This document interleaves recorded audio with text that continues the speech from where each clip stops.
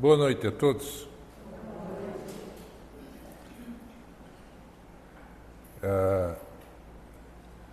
Não foi combinado essa história de... Eu nem sabia do título. Mas, seja como for, O Céu e o Inferno é o título de uma obra de Allan Kardec.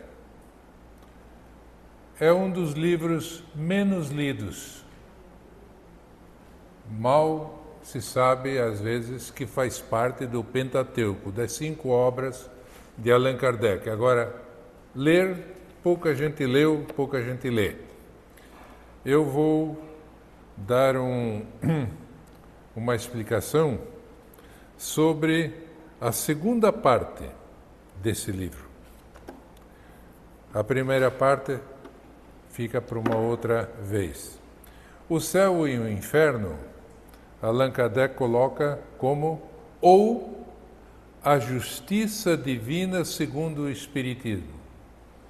Será que a crença no céu e no inferno, do jeito que foi colocado para nós na nossa religião tradicional, resolve essa questão? Quem é bom, morre bom e vai para o céu. Mas que céu é esse conforme é um jardim de delícias? E o inferno, pior ainda, porque todo pecado, vamos dizer assim, tradicional, por maior que ele seja, ele teve começo e teve fim. Então ele não é eterno. Então o inferno, com penas eternas, irremissíveis, não faz aquilo que é a concepção que nós temos de Deus, que é tudo misericórdia. Se os pais têm os filhos que erram, por pior que eles sejam, eles são amados, continuam sendo amados pelos pais ou pela mãe. Então, e Deus? Quantas oportunidades que os pais terrenos dão aos seus filhos que erram? Quantas vezes forem necessárias? Sem limite. E Deus errou uma vez, errou feio, inferno eterno. Não tem lógica. Não fecha essa questão. Então, o céu e o inferno, vamos ver o que Allan Kardec fala. Principalmente, nós vamos tratar da segunda parte, que é o passamento.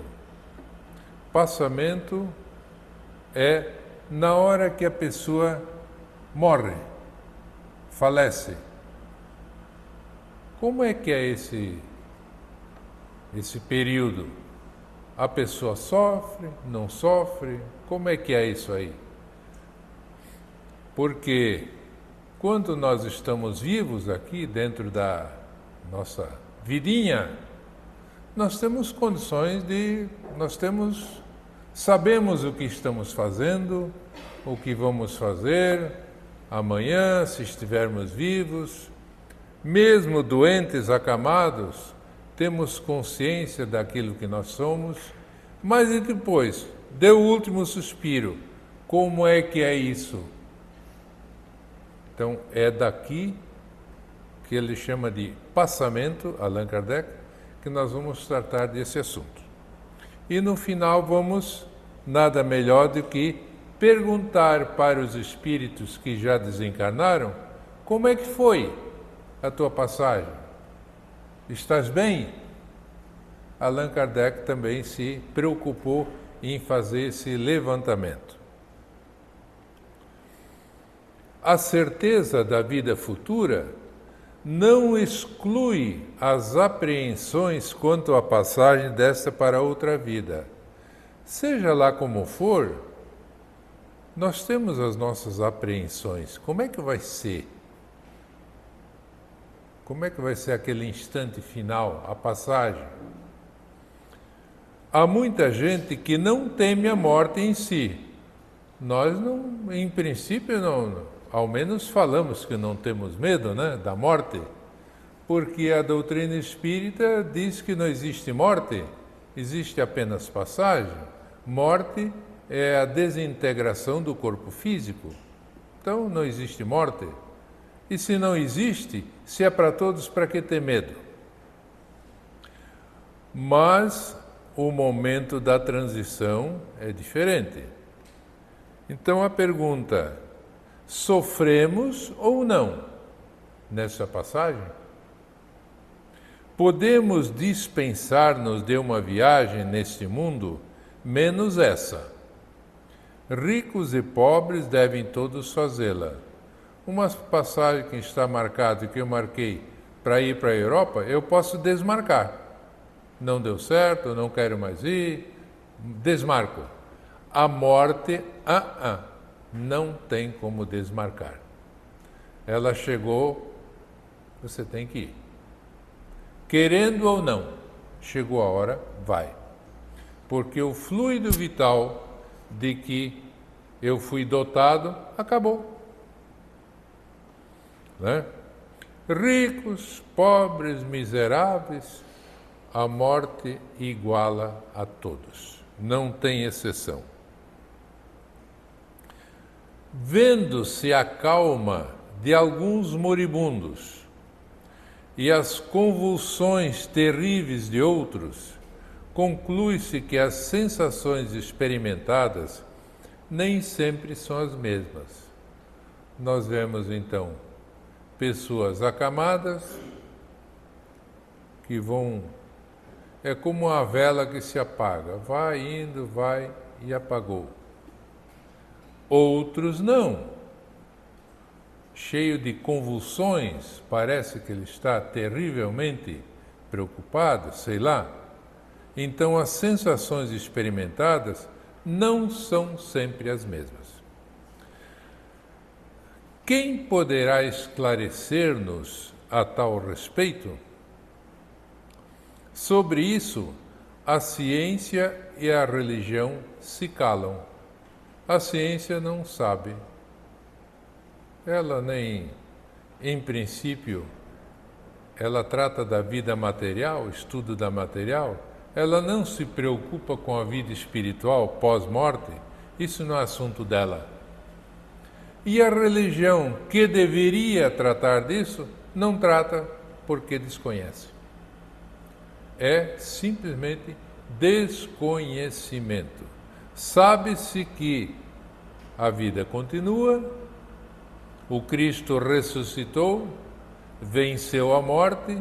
Se ele venceu, é para nós também, porque ele era uma pessoa humana também, né? E se ele ressuscitou, é para nós também. Bom, de que forma vamos ressuscitar? Nós sabemos que a ressurreição de Cristo, de Jesus, também merece uma, que eu não vou tratar disso agora, mas sabemos que tem alguns nuances diferentes.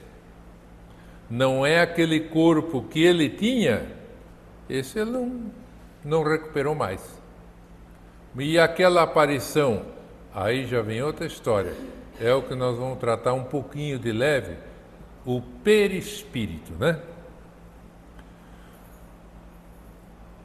O espiritismo é o traço de união entre as duas. O espiritismo faz uma ligação entre a vida física e a vida espiritual. Tranquilamente é disso que vamos tratar. Estamos tratando, aliás.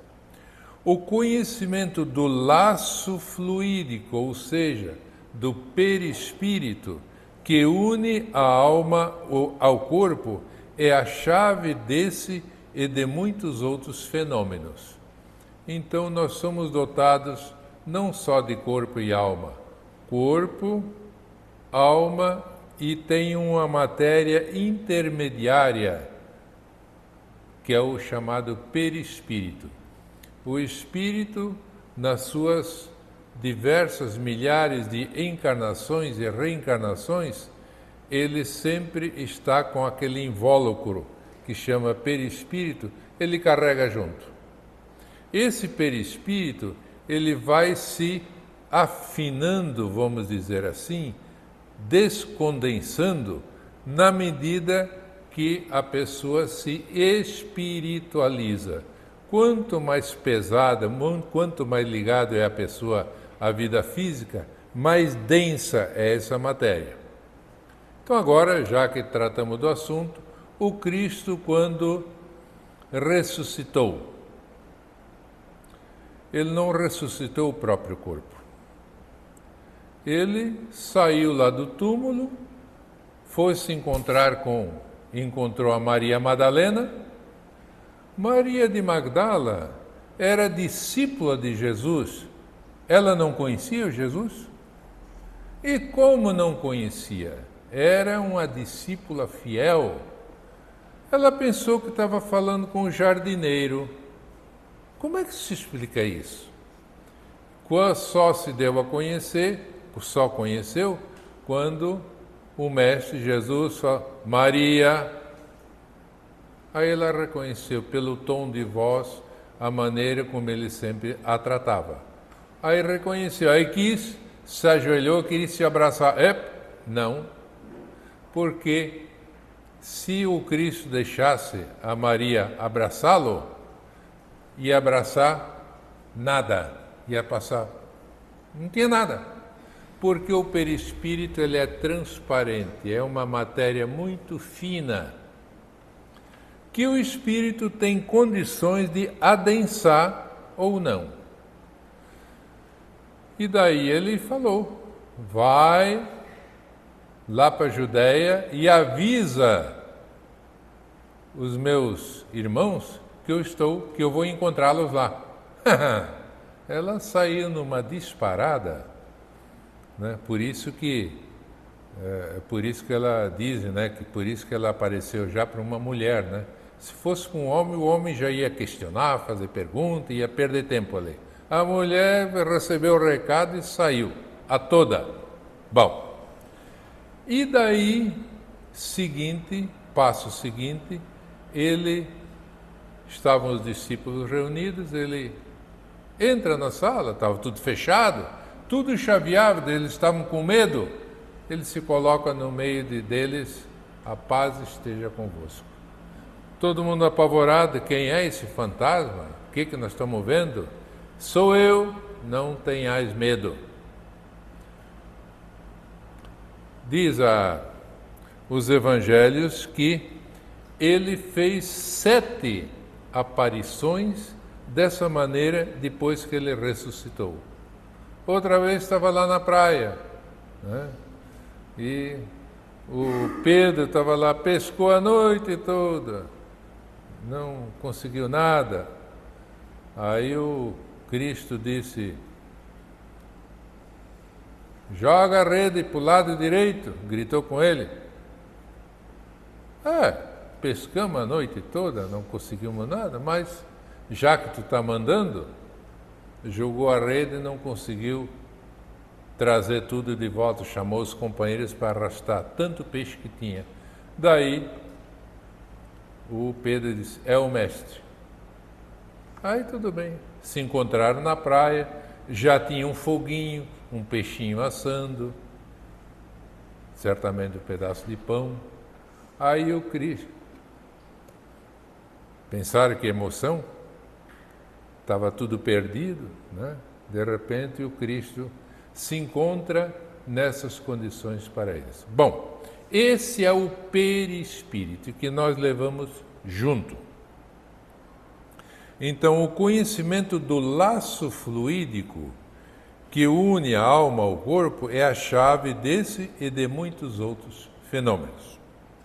Vamos lá. O perispírito é o envoltório da alma e não se separa dela nem antes nem depois da morte. Essa figura aqui, a parte física, um dia tem que dar um jeito nele. Agora, a forma física ou perispírito, esse eu vou levar junto, eu não posso me separar dele. Como de todos nós. Por isso que os espíritos, para muita gente, fala em aparecimento de vultos, enxergam vultos. A origem do fantasma. Fantasma não é mais nada do que o espírito que se faz visível. Ele tem o perispírito. E através o espírito, nós nem sabemos o que é e como é que é. É uma centelha divina, revestida do perispírito. Ela não forma com ela mais que uma só entidade. Espírito e perispírito é como se fosse uma coisa só. E nem mesmo se pode conceber uma sem outro. Dizer, o espírito vai e largou o perispírito, aí não larga, vai junto. É uma coisa só. Durante a vida, o fluido perispirítico penetra o corpo em todas as suas partes e serve de veículo às sensações físicas da alma, do mesmo modo como esta, por seu intermédio, atua sobre o corpo e lhe dirige os movimentos. Se eu pego uma espada e mato alguém, faço um ferimento, eu imprimo, faço essa ferida no meu perispírito. O outro não tem nada a ver com isso. Agora, o mal que eu faço faz mal para mim. Então, eu estou com essa ferida. E nós renascemos com muitas feridinhas no nosso perispírito. Ainda bem que a gente não se enxerga a si mesmo, viu? Porque senão nós íamos nos assustar de tanta bobageira que nós já fizemos em outras vidas. E sérias, né? Então nós vamos cicatrizando essas feridas com o bem que eu consigo fazer nessa existência. Então nós vamos melhorando esse perispírito, fazendo cada vez menos pior. Ele penetra o corpo em todos os seus, até o dedão do pé está o meu perispírito. Até na ponta do dedo está por tudo. Daí porque tem gente que às vezes perde o braço, perde uma perna, perde um membro, e ele continua sentindo. Não tem mais, mas sente. É só falar com quem não tem mais uma perna, né? Ou um braço, ou qualquer membro. Ele continua sentindo, às vezes, como se ele tivesse, né? É o perispírito, né, que está aí presente, porque eu perdi o braço físico, mas não conseguiram cortar o meu perispírito. Não corta, né? A extinção da vida orgânica acarreta a separação da alma em consequência do rompimento do laço fluídico que a une ao corpo, mas essa separação nunca é brusca. Deu o último suspiro, começa a separação lenta. E quando é que acaba? É relativo. Diz os espíritos que para um é imediato, para outros demora um pouco e pode demorar muito tempo. Ou às vezes o último suspiro já está livre, né? Diz a história que o Abraham Lincoln, que foi presidente dos Estados Unidos, assassinado lá naquele teatro, ele gostava da mediunidade.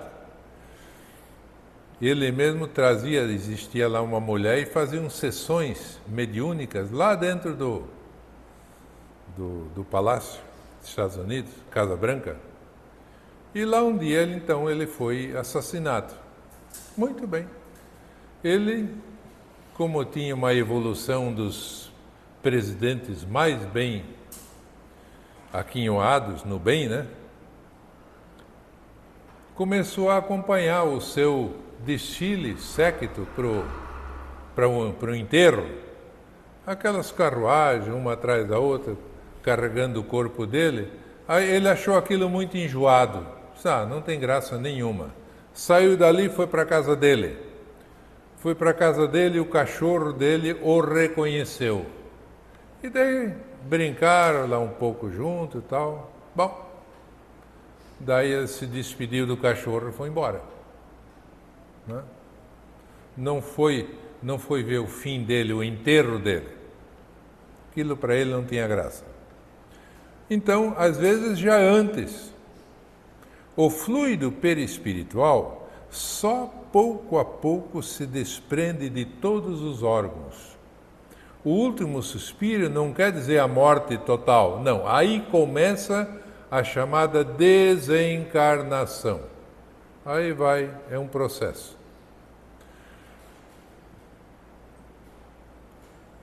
O fluido só pouco a pouco se desprende de todos os órgãos, de sorte que a separação só é completa e absoluta quando não mais reste um átomo do perispírito ligado a uma molécula do corpo. Tem que separar tudo.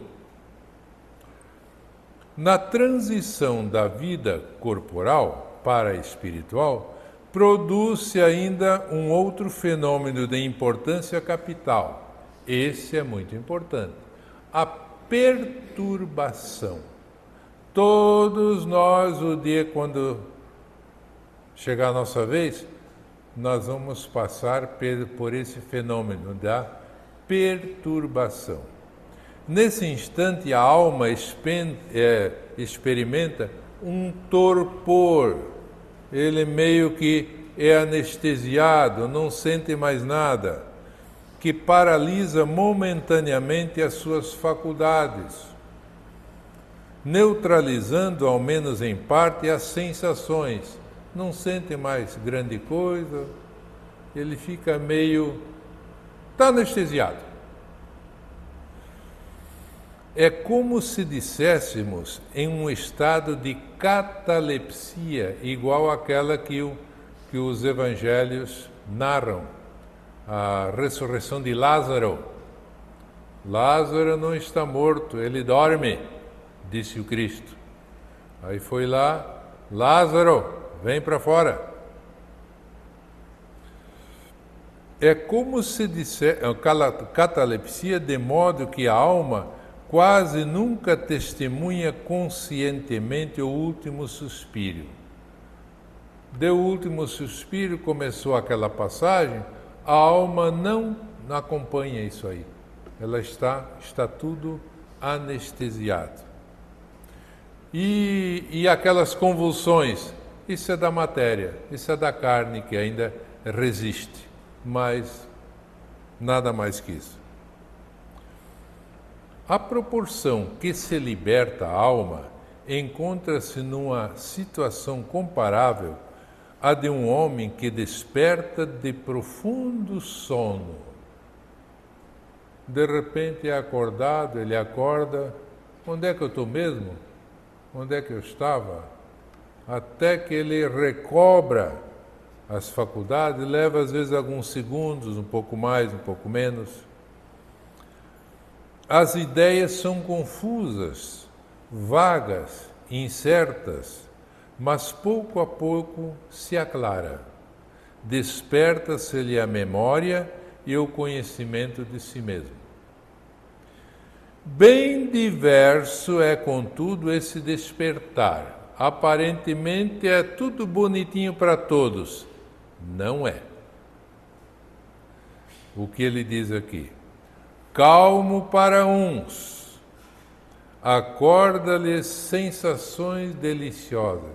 Que gostosura! Eu estava num lugar muito bonito, cheio de flores, tal. Acorda espetacular. Tétrico, aterrador e ansioso para outros, é quase horrendo pesadelo. Né? É diferente, não é tudo igual. Então vamos ver o que causa isso aí. A causa principal dessas diferenças, da maior ou menor facilidade de desprendimento, é o estado moral da alma. Está aí a chave. A afinidade do corpo e o perispírito é proporcional ao apego à matéria, que atinge o seu máximo no homem, cujas preocupações dizem respeito exclusiva e unicamente à vida e gozos materiais. Se eu passei a minha vida sem me preocupar com a vida espiritual, eu sou corpo e alma. Muito bem, do corpo você come, você dorme, nutre, quando fica doente vai no médico, volta e tal. O que você faz pela alma, pelo espírito? Nada. A consequência depois é a consequência. Eu desencarno, nunca me preocupei com a vida espiritual, ela, em princípio, não existe para mim. Ficou de lado. Daí eu acordo, vou para onde, vou fazer o quê? Nunca me preocupei com esse lado. Né? Ao contrário, as almas puras, que antecipadamente se identificam com a vida espiritual, que provavelmente é o nosso caso, ninguém está aqui por acaso num centro espírita, ou é por curiosidade, ou por necessidade, alguma coisa existe que fez com que eu fui lá e isso me atraísse. É a lei da atração. Porque nós aqui tratamos da vida espiritual direto. Ninguém aqui é da receita de bolo, de comida, né?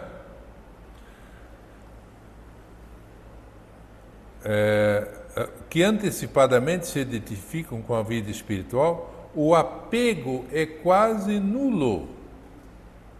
A pessoa viveu a vida, isso aqui eu vou deixar, não vou levar nem o meu corpo, nem a gravata, fica tudo, eu sei disso. Aí é mais fácil eu me desapegar na hora né? O apego é quase nulo, eu sei que E desde que a lentidão e a dificuldade do desprendimento estão na razão do grau de pureza e desmaterialização da alma, de nós somente depende, somente depende o tornar fácil ou penoso, agradável ou doloroso esse desprendimento. Vai depender de nós. Nós é que vamos fazer essa escolha. Vamos cuidar só da vida física? Pode ter problema depois. A vida física, vamos cuidar do nosso corpo e tal, vamos prover as nossas necessidades sem apego. E vamos cuidar do outro lado, que faz bem. Mais ou menos seria isso aí, um resumo dessa passagem que Allan Kardec nos fala no livro O Céu e o Inferno. Agora, outra parte interessante. Ele falou, os espíritos disseram para ele como é que era, como é que não era. Mas daí, dá para provar, dá para saber dos espíritos que passaram por essa passagem, eles nos podem contar? Podem. Ele fez esse trabalho magnificamente. Eu vou trazer um ou outra pincelada, porque é bastante. Então, os primeiros ele chama de espíritos felizes. Um antigo membro da Sociedade Espírita de Paris, é o primeiro centro espírita que existiu, faleceu em 1862, em Paris, depois de um ano de atrozes sofrimentos. pediu em vida para ser evocado o mais breve possível. Ele pediu para a sociedade, numa das reuniões, chamá-lo, evocá-lo, que ele queria falar para todos como é que era. Interessante, né? Foi evocado 1 hora antes de ser enterrado. Calcula. Estava lá, caixão, tudo prontinho para ser enterrado. 1 hora antes, evocaram. Contou que recobrou a lucidez depois de 8 horas. Foi rapidinho. Faleceu, depois de 8 horas, ele já estava lúcido, sabia o que tinha acontecido. Estava feliz, com pleno conhecimento do que tinha acontecido, sem dores. Aquilo que ele sofreu antes não tinha mais nada. Tomara que nós, né, seja assim conosco também. Aí um outro, espíritos em condições, ali, esses espíritos felizes, tem uma dúzia aí de casos, né? Só ler. Espíritos em condições medianas, mais ou menos.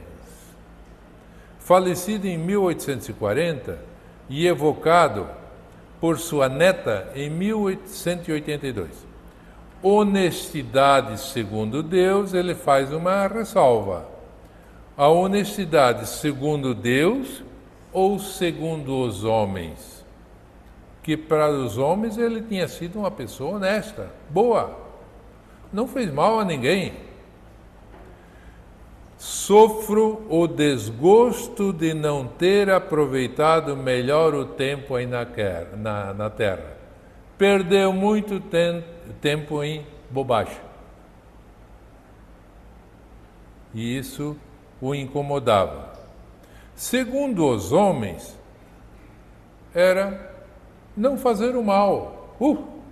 Pessoa fulano tal, que nós vemos, nunca fez mal a ninguém. Só que ele chama isso de hipocrisia.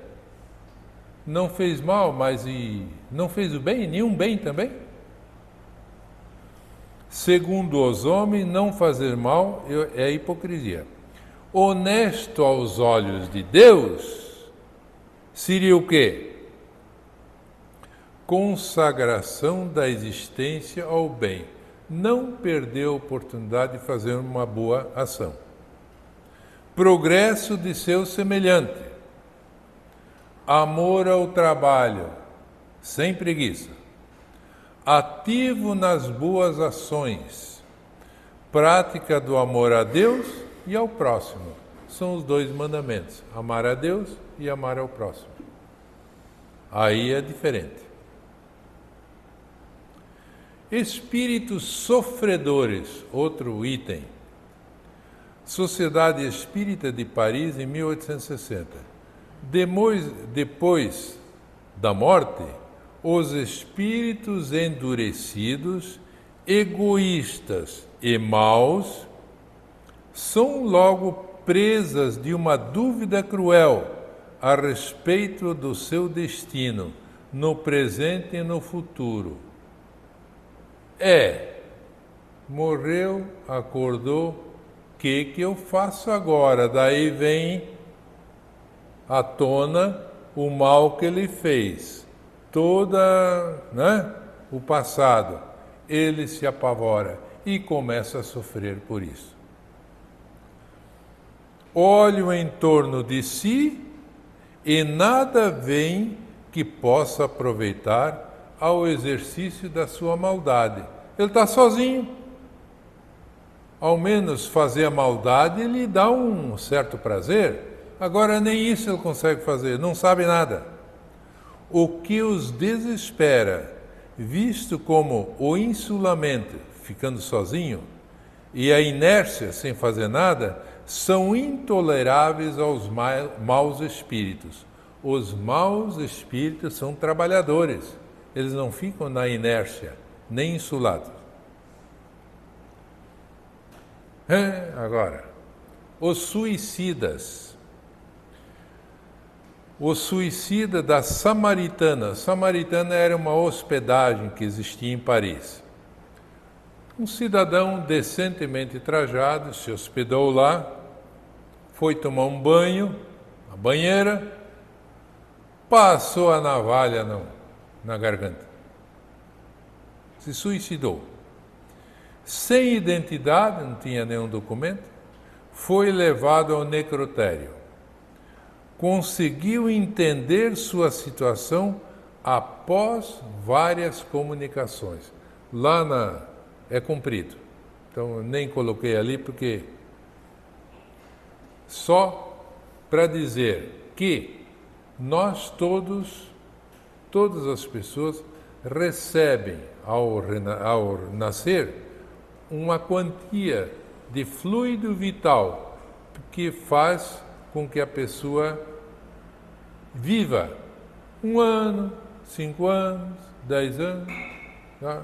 E nós nos desesperamos às vezes que perdemos um ente querido lá de 5 anos. Mas ele só recebeu um fluido vital de 5 anos. Estava tudo certinho, foi combinado. E daí a pessoa recebeu um fluido vital para viver 50 anos. Deu 20 anos, ele degola.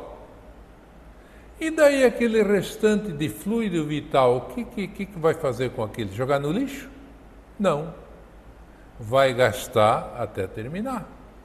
Por isso que os suicidas contam que eles às vezes ficam pendurados anos, não sabem nem o tempo, pendurado na corda, até que são atendidos. Por quê? É aquele tempo que faltava para viver e não viveu. Então vai viver dessa forma, né? E hoje sabemos através... Qual é o livro lá sobre suicida? Memórias de um Suicida, né? Então, no mundo espiritual existe o chamado Vale dos Suicidas, que a nossa Maria Santíssima, Mãe de Jesus, é a encarregada dos suicidas. Ela que cuida e dá amparo, porque são pessoas que se enganaram. A vida estava pesada, acharam que, tirando a vida, iam se livrar daqueles sofrimentos. Acharam mais um, às vezes pior do que aqueles que tinham. Então, é mais ou menos isso aqui. Aí temos os criminosos arrependidos. 1857, o Monsenhor Cibour, arcebispo de Paris, ao sair da igreja de Saint-Étienne-du-Mont, foi mortalmente ferido por um jovem padre chamado Verger. O criminoso foi condenado à morte e executado. Não mostrou qualquer arrependimento antes da morte. Não estou morto, estou louco. Vejo o meu corpo de um lado e a cabeça do outro. Eu tinha sido decapitado. Sinto o frio de uma faca prestes a decepar-me o pescoço. 3 dias depois, novamente ele falou: qual a vossa punição? Perguntaram para ele.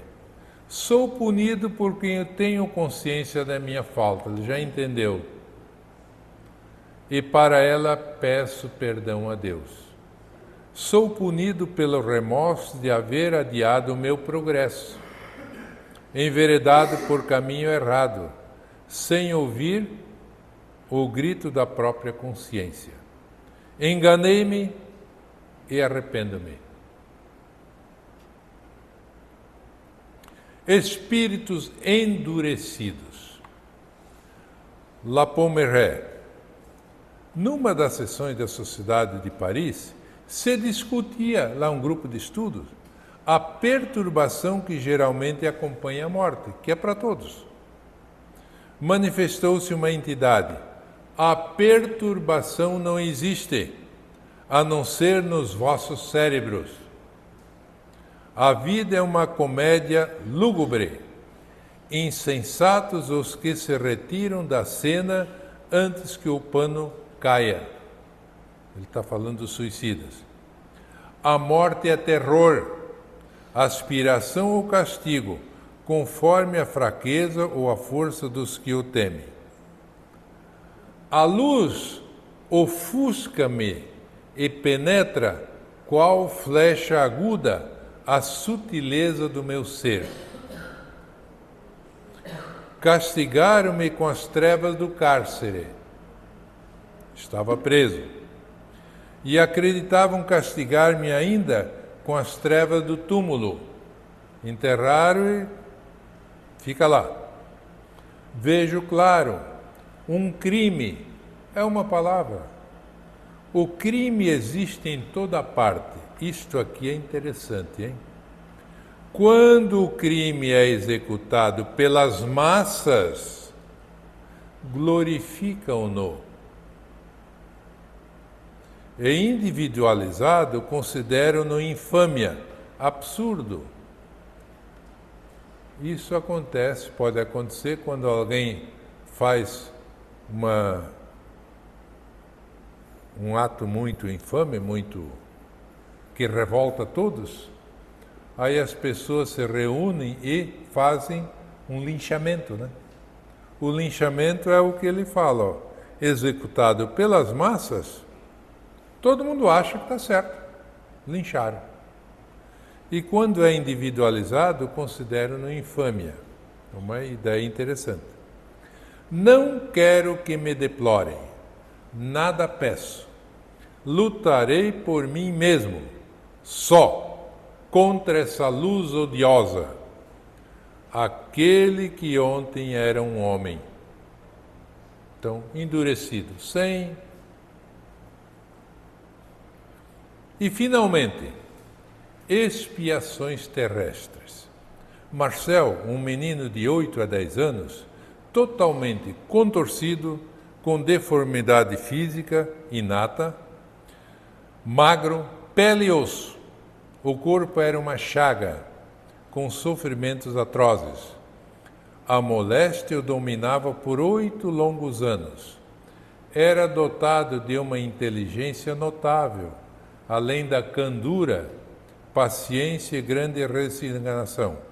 O médico que o assistia tinha uma grande compaixão por ele, pois estava meio abandonado. Ninguém ia visitá-lo, praticamente. E o médico porque um dia esse guri falou, doutor, me dá um remédio extra para mim. Daí o médico disse, eu já te dei a dose máxima, isso não pode mais tomar. Não, eu quero mais uma dose, porque assim eu durmo e não fico perturbando aqueles que estão junto comigo aqui. Logicamente, ele chorava, gemia, né? Aí o médico, teve compaixão por ele.